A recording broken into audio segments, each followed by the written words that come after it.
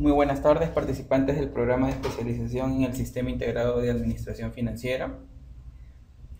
En esta ocasión vamos a proceder con el dictado del tema sobre gestión pública. Asimismo, les recordamos que tienen pendientes el desarrollo de los ejercicios que corresponden a cada sesión.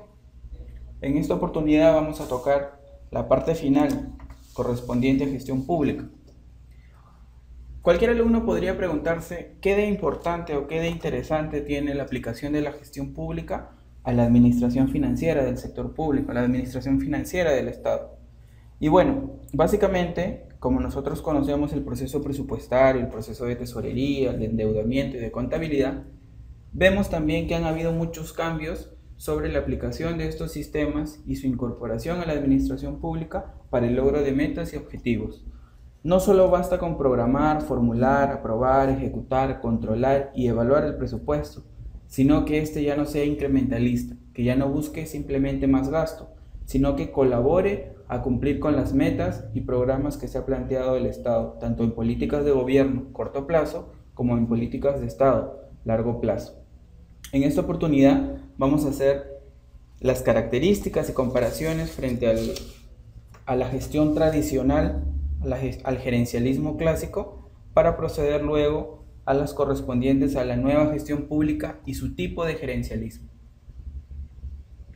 Como hemos hablado con anterioridad, la antigua gestión pública, el antiguo gerencialismo, le daba valor a la eficiencia y la eficacia, que no necesariamente correspondían al logro de metas. Podía ser simplemente, si te asignaban un presupuesto de 10 millones, lograr gastar estos 10 millones. E incluso si daba la posibilidad, pedir mediante créditos suplementarios una ampliación de los presupuestos para poder incorporarlos y seguir gastando en las necesidades de la entidad. Asimismo, la estructura organizativa era de una burocracia típica. Para este tema se incorporaba mucho la teoría weberiana sobre las organizaciones.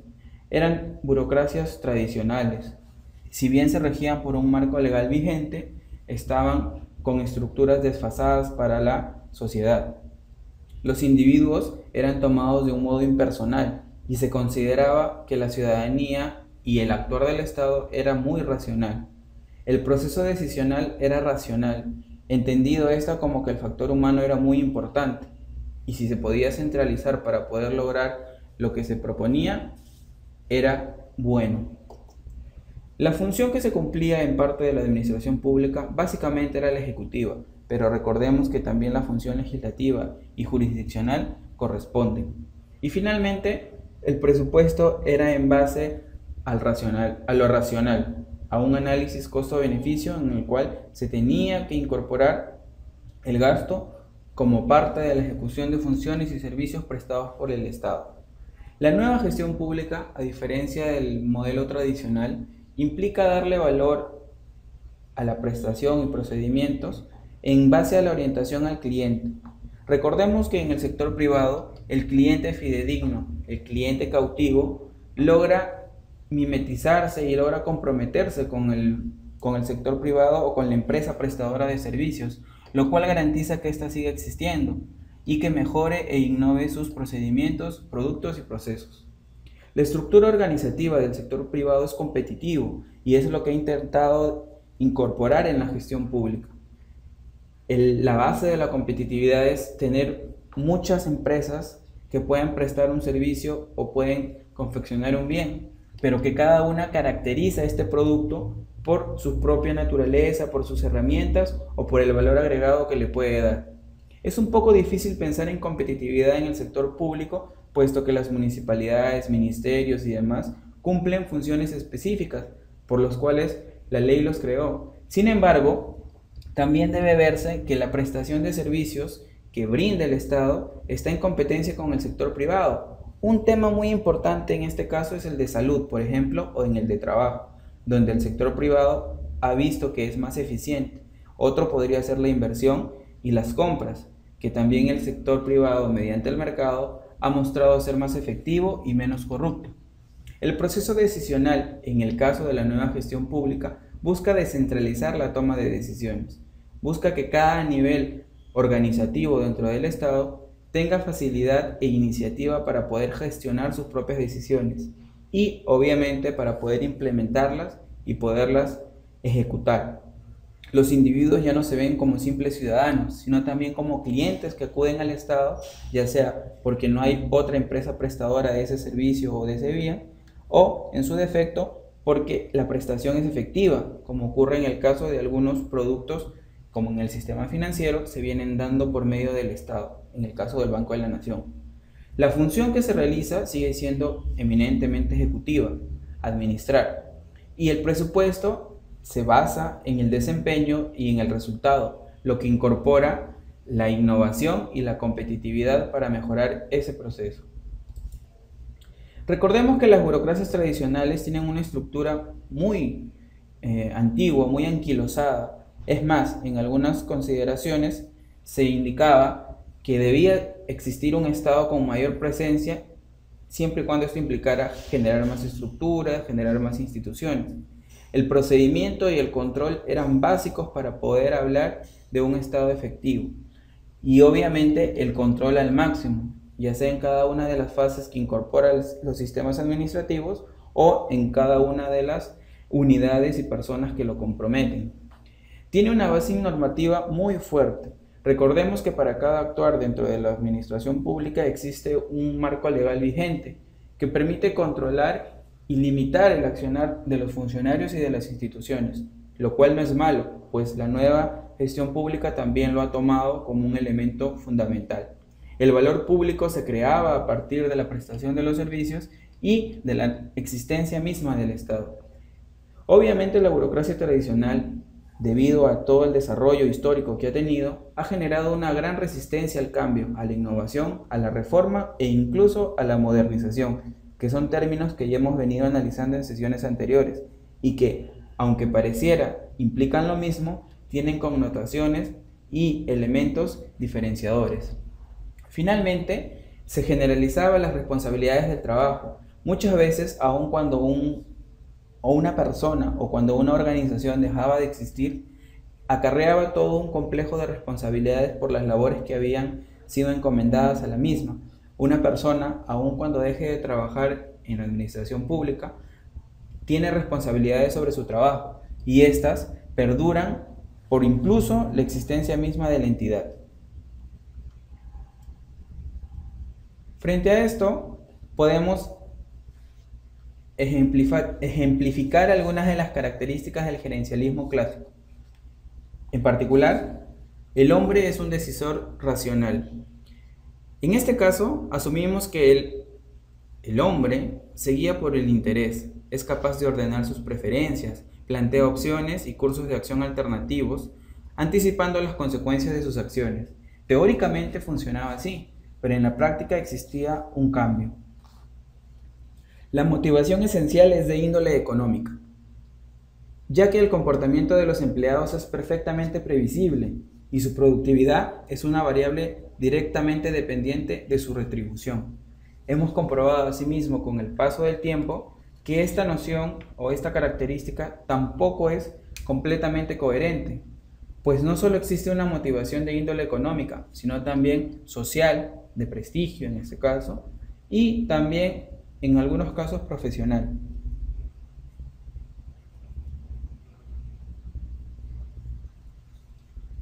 La búsqueda de una solución idónea para cada caso. Siempre hay un camino más corto y lamentablemente no era el más exacto o el más preciso. Descubrir la manera más adecuada de hacer las cosas es posible aplicando los instrumentos adecuados. La gerencia no se interesa por el por qué, sino por el cómo. En este caso nos importaba más llegar al objetivo, llegar a la meta, que preguntarnos si efectivamente era lo que se necesitaba. Se buscaba una armonía en los intereses de la organización. La armonía en el contexto organizativo era deseable y practicable. El conflicto era negativo y denotaba una mala gestión. Sin embargo, como hemos visto, el conflicto por sí genera también una retroalimentación y te indica qué es lo que está fallando de tus procedimientos y estructuras. La búsqueda de eficiencia. La eficiencia puede lograrse mediante un diseño organizativo adecuado y los incentivos apropiados. Los incentivos son esencialmente de índole económica, pero en este caso hemos comprobado que también hay de otra naturaleza, como son social y la misma política. La importancia del recurso humano. Las relaciones humanas en la administración pública son muy importantes, puesto que aun cuando hay una relación de administrador-administrado, también hay un factor humano muy importante, pues son ellos, los recursos humanos, el capital humano, el que efectiviza las decisiones y presta los servicios que el Estado está obligado a realizar. Deben lograrse asimismo que las personas se adapten a la organización y trabajen sin que interfieran en sus problemas, ya sea de índole personal, amical, sentimental o cualquier otro. Y finalmente, un sistema de supervisión, ya que un adecuado sistema de supervisión y control, ya sea jerárquico o funcional, garantizaba el cumplimiento de las instrucciones y era eficaz. Todas estas características del gerencialismo clásico lo hacían ver como una opción rica e interesante para poder cumplir el papel del Estado. Sin embargo, también existieron presiones para que este paradigma de llevar a cabo la función del Estado se renueve. A partir de la década de los años 70, se despliega en la mayor parte de los países desarrollados una serie de procesos de reforma que tiene como eje central la importancia concedida a los temas de gestión. En este punto cabe hacer un señalamiento muy importante.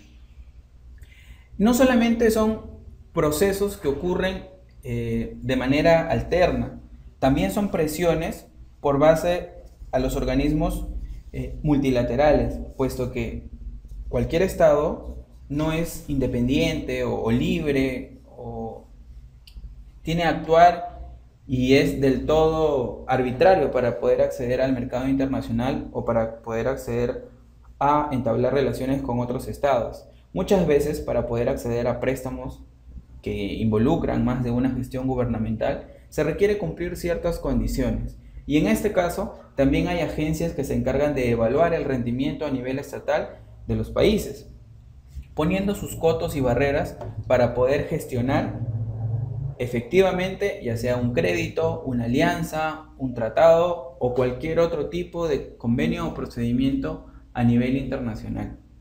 Es así como el Fondo Monetario Internacional, el Banco Mundial e incluso algunas organizaciones multilaterales como la ONU o la OEA también hacían efectivo que se hable de estabilidad política, que se mejore la burocracia y que se modernice el Estado, puesto que en otros países ya se habían generado esos procesos y habían demostrado ser muy interesantes y acordes con los nuevos tiempos.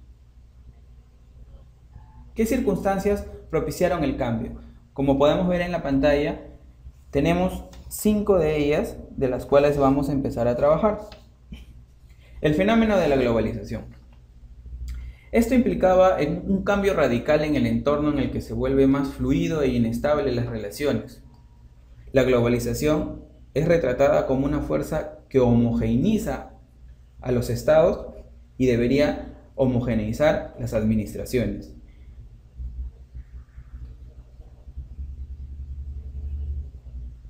Asimismo, esto nos lleva a concluir que las diferencias políticas y las capacidades de los estados-nación se diferencian, pero sin embargo tienen procesos y procedimientos que son similares, que están presentes en cualquier organización política. El Estado pierde su centralidad como eje de la cohesión y la reproducción social, compitiendo con fuerzas y movimientos transnacionales, no solo en el control de los mercados, sino también en su capacidad para movilizar recursos y también estados de opinión. Recordemos que el papel de los mercados internacionales es relevante no solo para saber el nivel de inversión que puede tener un país y su productividad, sino también su crecimiento a nivel de PBI o incluso el de la fortaleza de tener población económicamente activa. Otra segunda circunstancia que propicia este cambio en el modo de ver la gestión pública es la internacionalización de los mercados, ya sean estos industriales, comerciales y básicamente financieros, pues provocan problemas de coordinación administrativa, intentando y generando que el Estado mejore su marco normativo y lo vuelva acorde a las necesidades de un mercado más grande a nivel mundial, estamos hablando. Asimismo, pone en relieve los desajustes entre las estructuras administrativas nacionales, que muchas veces eran anticuadas y anquilosamente grandes, para volverlas más efectivas y modernas.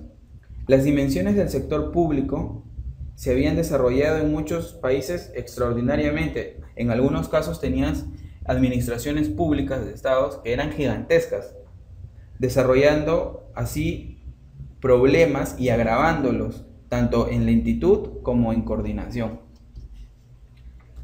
La insuficiencia tecnológica del sector público también fue una circunstancia que propició el cambio, pues se manifestó que era incapaz de hacerse presente e implementar correctamente políticas públicas supranacionales, que significaban oportunidades para los estados y también para sus ciudadanos. La emergencia de espacios regionales implicó que en muchos sectores se implementasen procedimientos administrativos para responder a los nuevos requerimientos y necesidades de las nuevas instancias, porque no solamente había una distinción entre lo estatal y lo privado, sino también en las organizaciones paraestatales o no estatales, que involucraban un uso y una gestión de sus necesidades.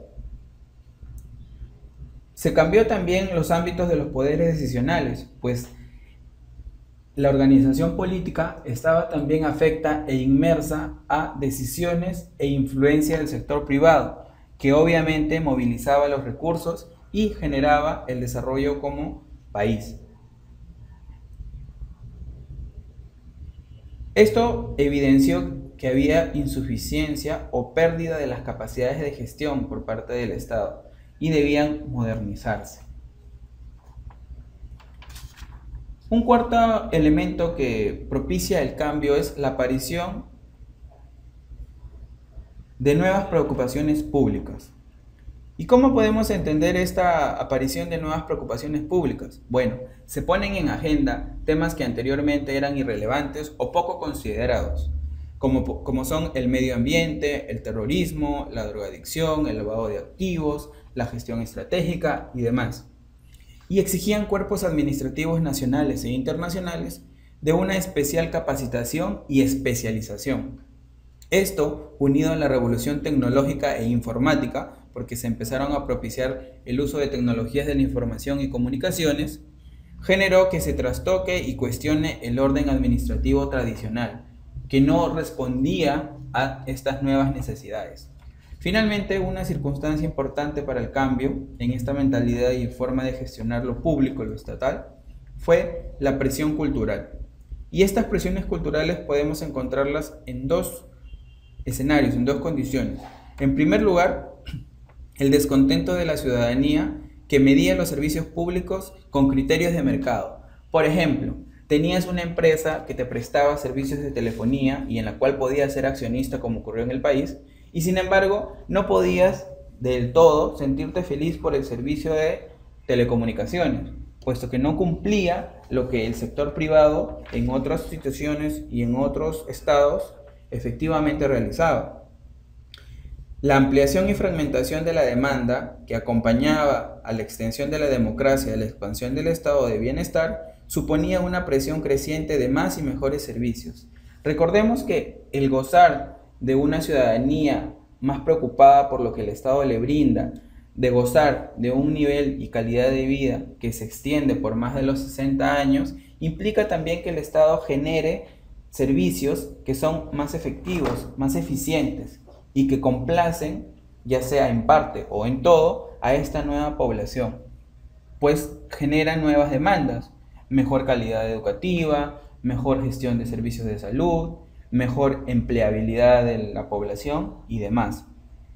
La socialización de los costes propios del sector público, junto con la mejora de la educación y de la información, hacía especialmente intolerable los fallos de la intervención estatal o de las organizaciones públicas. Esto, en algunos países, a partir de los años 80 y 90, generó una ola de privatizaciones de algunos sectores claves dentro del Estado. Y en nuestro país lo vivimos, por ejemplo, a partir de los años 90, con la administración Fujimori, en la cual los servicios que no eran competitivos, que no eran rentables para el Estado, fueron privatizados.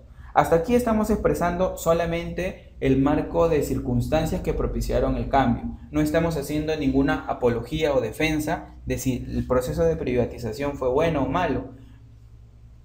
De hecho, lo que demostró el mercado era que podía gestionar esos servicios de manera más eficiente. Sin embargo, no estamos emitiendo opinión sobre ello.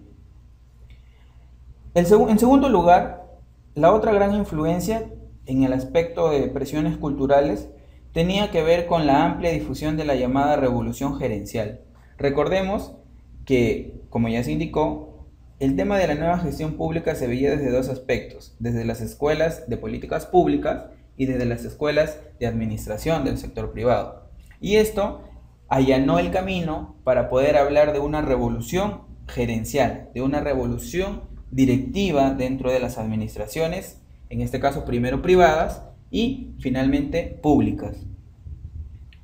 Esto tenía que ver con que se entrecruzara cierto número de creencias acerca de las posibilidades de conseguir buenos resultados mediante el uso de técnicas apropiadas, y que se disponga de un amplio grupo de instrumentos que permitan utilizar distintos mecanismos en diversas circunstancias. Ya no bastaba con que un procedimiento solo sea efectivo para una entidad. Lo que se necesitaban eran procedimientos que puedan funcionar, que puedan servir a todas las entidades.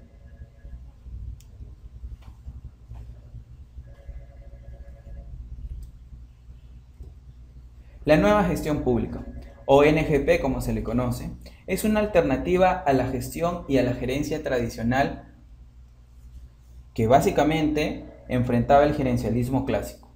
Aunque sus fuentes de inspiración son muy diversas, lo que busca es construir un cuerpo de conocimientos y técnicas para el sector público, orientándolo hacia el rendimiento y hacia los resultados. Y recordemos que en esto, las experiencias positivas del sector privado se lograron transmitir porque buscaron que el sector público también fuera eficiente, que fuera enfocado a resultados, que fuera innovador en los procedimientos y que invirtiera en el mismo desempeño de la función pública.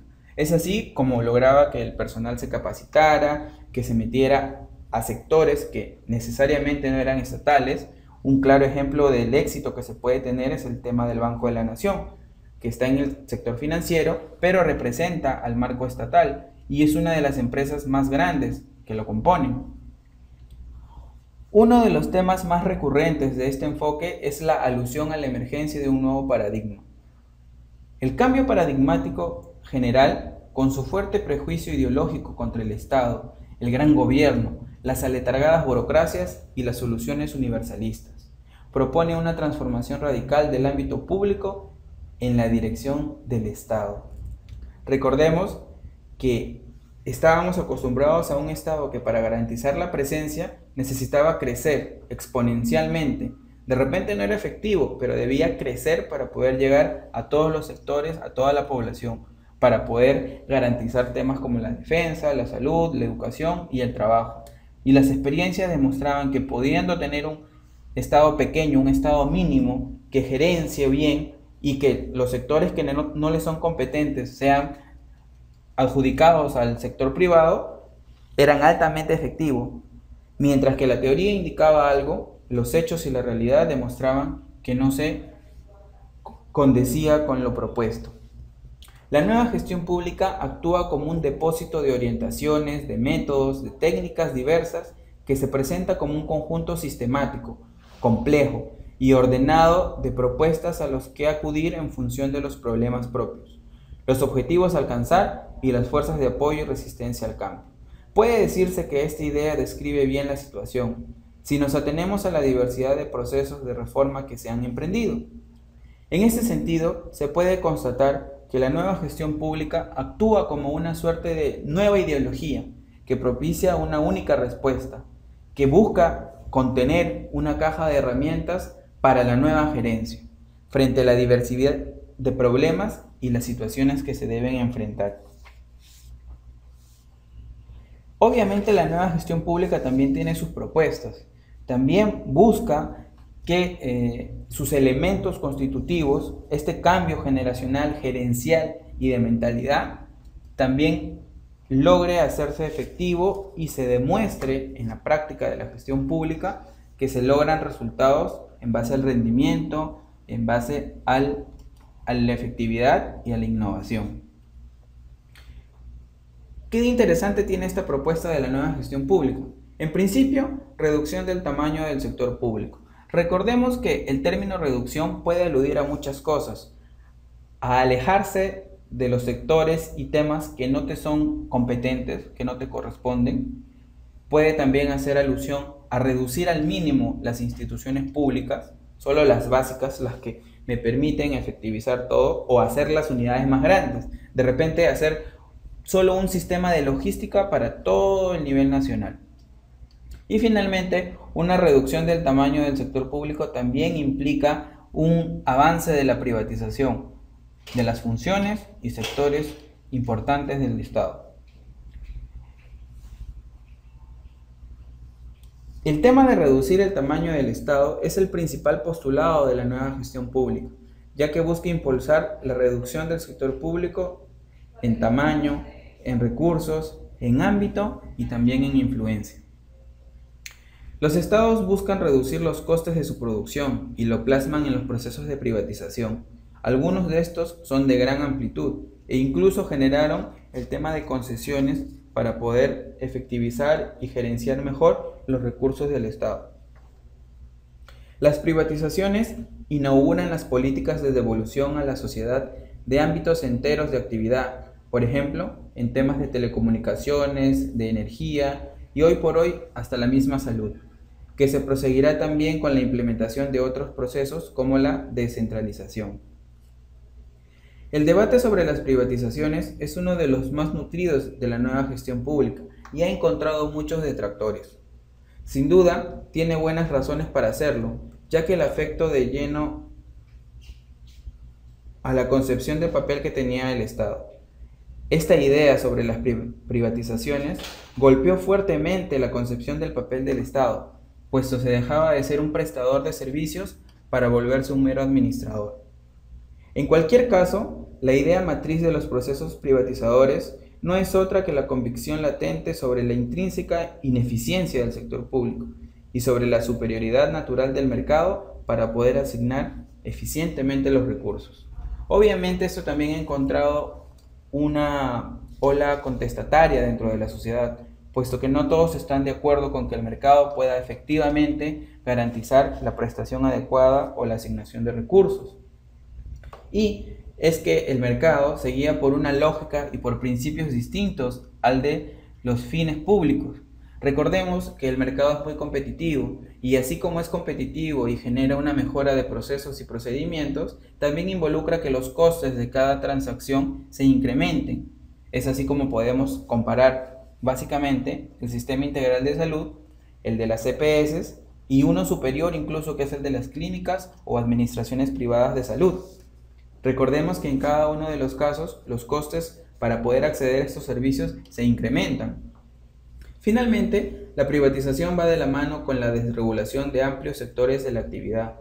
En este caso, por ejemplo, en el tema de telecomunicaciones o en el tema de energía. La idea que guía estos procesos es que el intervencionismo del Estado entorpece a la sociedad mediante la interposición de trabas y de requisitos diversos que impiden y ponen en deficiencia la competencia y la sociedad. Por ejemplo, muchos critican el procedimiento para poder simplemente gestionar una licencia de funcionamiento.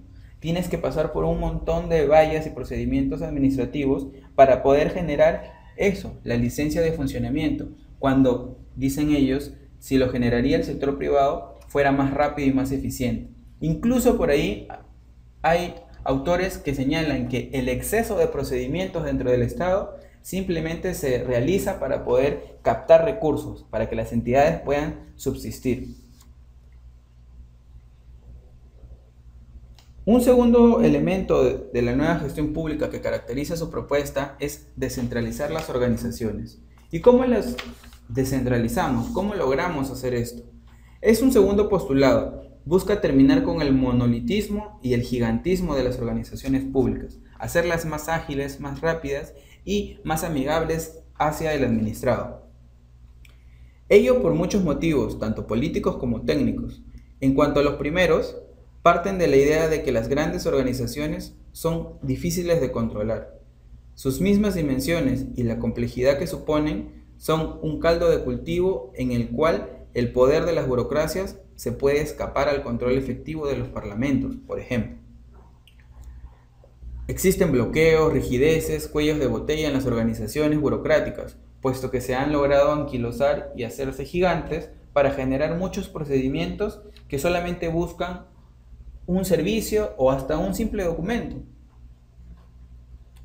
Además, el gigantismo de las organizaciones públicas hace prácticamente inviable la utilización de técnicas gerenciales modernas, pues estas requieren dimensiones más abarcables, sistemas de control eficaces y de supervisión, y también que estén próximas a los requerimientos y a las exigencias del entorno.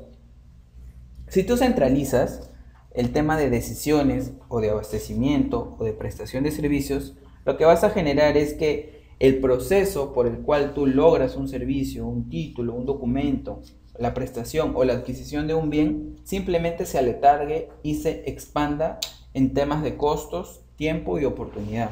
Esto es lo que busca romperse con la idea de que la burocracia tradicional debe estar inmersa en una concepción nueva, que también se vincula con el exterior y que no es ajena a la sociedad, que genera retroalimentación. Una tercera propuesta es las jerarquías aplanadas. Descentralizar las organizaciones es una parte del trabajo, no es el fin, no es la última meta, ya que debe eliminar la sobreabundancia de escalones jerárquicos y las jefaturas intermedias. Es conocido que las burocracias suelen conllevar una multiplicación de puestos de trabajo, de jefaturas, de gerencias y de especialistas, que no son estrictamente funcionales, solo con el afán de conseguir mayores cuotas de poder e influencias. La finalidad de aplanar las jerarquías radica en la mejora interna de la gestión, en acortar los circuitos y el tiempo necesario para completar un proceso, volviéndolo lo útil y necesariamente posible. La ruptura del monolitismo y de la especialización implica que las propuestas anteriores se han efectivizado y que se pone fin a las grandes organizaciones administrativas, creando organizaciones pequeñas y más adaptables, no solamente al entorno, sino al cambio y a la modernidad. El instrumento en el que se plasma esta idea es en la agencia. La idea de agencia es radical en la administración pública, ya que lo caracteriza como su no vinculación jerárquica. La agencia responde a la concepción típica de la teoría de la organización y así como obtiene productos o resultados en condiciones de máxima eficiencia y en las que cada individuo se valora en términos de su contribución efectiva a la organización. Obviamente esto va a lograr desburocratizar y volvernos más competitivos, porque estamos quebrando el monolitismo. El cambio de paradigma no afecta solo al diseño, sino también a las pautas de comportamiento. Implica un cambio considerable. El nuevo modelo es también una ruptura con el modelo burocrático de gestión y también con el de producción de bienes y servicios. Lo que se busca es liberar las organizaciones y quitarles el exceso de procedimentalismo, el formalismo y sobre todo su irresponsabilidad. La competencia implica acabar con el viejo principio burocrático de lo singular y de lo no duplicable, en este caso de los servicios públicos. Es hacerlos más atractivos y con un procedimiento singular y rápido. ¿Qué implica desmantelar la estructura estatutaria? Uno de los obstáculos más tradicionales y reiterados para la gestión basada en los resultados es una estructura estatutaria tradicional, tanto de los empleados públicos como de la gestión. La gestión del personal, una de las variables sobre la que pone énfasis la nueva gestión pública, implica el uso de tecnologías y requiere instrumentos claramente compatibles con la función pública. Lo que tenemos, al hacer el Estado muy reglamentarista, que necesite directivas y guías para cada procedimiento, hace que el personal no se comprometa con la entidad, no genere un vínculo en el cual él también está colaborando o está tomando como parte de la prestación del servicio. Lo que buscamos al desmantelar una estructura muy reglamentarista es darle un margen de acción tanto al funcionario como a la organización para que se adapte al cambio y para que genere ese vínculo entre administrador-administrado, volviéndolo empresa-cliente, lo que garantiza la interiorización del producto o del servicio y volver un cliente cautivo. Clientelización. Como lo hemos venido comentando, la nueva gestión pública ha traído una nueva visión del usuario, ya sea de los servicios públicos, de los procedimientos, de la documentación, etc. La noción de cliente pone en circulación a los reformadores e implica un cambio radical en la orientación del servicio público que se brinda. Frente al usuario, actualmente la administración se presenta como poder. Se define el bien colectivo y se establecen las prioridades. Sin embargo, utilizar al usuario como un cliente entiende también que hay que democratizar los servicios públicos, que hay que darle un espacio en el cual ellos puedan expresarse y también, ¿por qué no?, evaluar el servicio público que se está prestando. Considerar a los ciudadanos como clientes abre la puerta a que ellos participen en la toma de decisiones, proveyendo servicios, adquiriendo bienes o simplemente cumpliendo los fines del Estado. La orientación al rendimiento se ve recompensada si es capaz de producir resultados que valoren a los ciudadanos, y esto es lo que se busca lograr. Finalmente, las propuestas de la nueva gestión pública también buscan hacer énfasis en la evaluación, en desplazar los sistemas de control tradicionales, fundamentalmente legales y financieros contables, y reemplazarlos por una evaluación acorde, que ponga énfasis en los resultados de la gestión y que busque medir la adecuada prestación de los mismos y los objetivos perseguidos, porque nuestra programación y nuestro planeamiento ya no son simplemente en base al incrementalismo o al presupuesto que me asignen, sino que con ello logre la meta o objetivo para el cual se creó mi entidad o se creó mi cargo. Para la nueva gestión pública solo se puede mejorar aquello que se mide, y por esto la evaluación permite disponer de información importante de distinto uso. La evaluación nos va a ayudar a conocer cómo se está haciendo o implementando un programa, hasta cuáles son los objetivos o los beneficiarios directos. Obviamente también vamos a poder evaluar el impacto y el efecto conseguido. No basta con crear un programa que alcance a toda la población.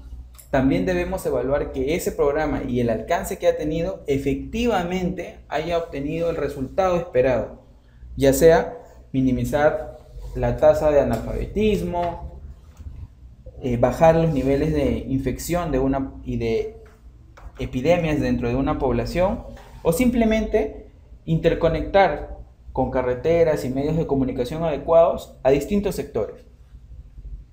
Obviamente este cambio y estas propuestas que se han venido desarrollando en esta sesión implican que la gestión y la administración misma cambien de patrones de comportamiento tanto organizacionales como personales.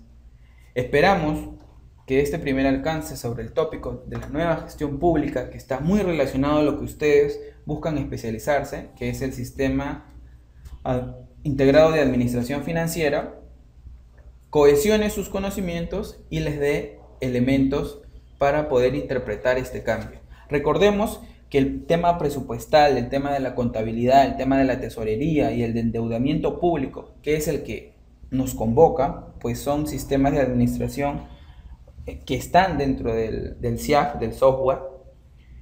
También han buscado adaptarse a esta nueva propuesta de la gestión pública. Recordemos que tenemos una Secretaría de Gestión Pública, que tenemos órganos rectores, como son las direcciones generales de cada uno de los sistemas administrativos, y cada uno responde a distintos procesos que deben cambiarse, mejorarse o en su defecto reformarse por completo, ya que no basta simplemente gastar y tener un documento que sustente que he gastado, sino también que este gasto o esta asignación presupuestal responde a una necesidad, a una meta, a un objetivo y que va a obtenerse un resultado esperado. Hablando en términos generales, el proceso presupuestal comprende programar, formular, aprobar, ejecutar y evaluar. Y esto debe hacerse de la mano con descentralizar las decisiones, con desburocratizar el proceso presupuestal y con lograr evaluarlo. El tema de la contabilidad implica pues un registro, integrar los datos, la información contable, formularlo ya sea a nivel de unidad ejecutora, a nivel de pliego, gobierno local, según corresponda, y dar cuentas al ministerio para poder consolidar la cuenta general. En temas de tesorería, el proceso de programar nuestros pagos, el de ejecutar como tal el gasto y el de evaluarlo, también implica un cambio de mentalidad en desmantelar una estructura reglamentaria para cada procedimiento. Recordemos que en tesorería tenemos muchos procedimientos que se llevan dentro de la misma entidad, desde asignar un fondo para pagos de caja chica, hasta los viáticos, hasta las rendiciones y reasignaciones.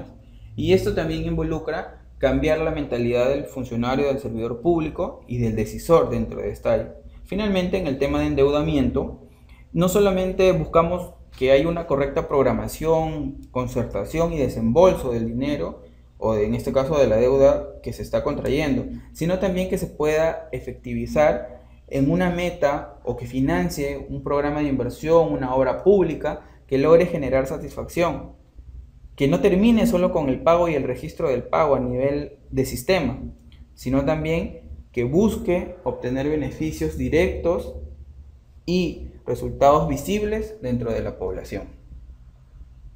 Recordemos que al término de cada sesión ustedes deberán desarrollar los ejercicios que se han incorporado en su cuadernillo de trabajo. Para cualquier consulta pueden remitirnos un correo electrónico o una llamada a la central para poder coordinar directamente con los tutores asignados. En las siguientes sesiones veremos los sistemas administrativos. Dentro del material que se les está incorporando en el área virtual, ustedes tienen las leyes que han dado origen, que han creado cada uno de ellos o que los han reglamentado, y les recomendamos también leer la Ley Orgánica del Poder Ejecutivo, la LOPE, para poder tener un marco más amplio sobre el tema que vamos a tocar. Esperamos haya sido la sesión de su agrado y estamos prestos a resolver cualquier consulta. Muchas gracias.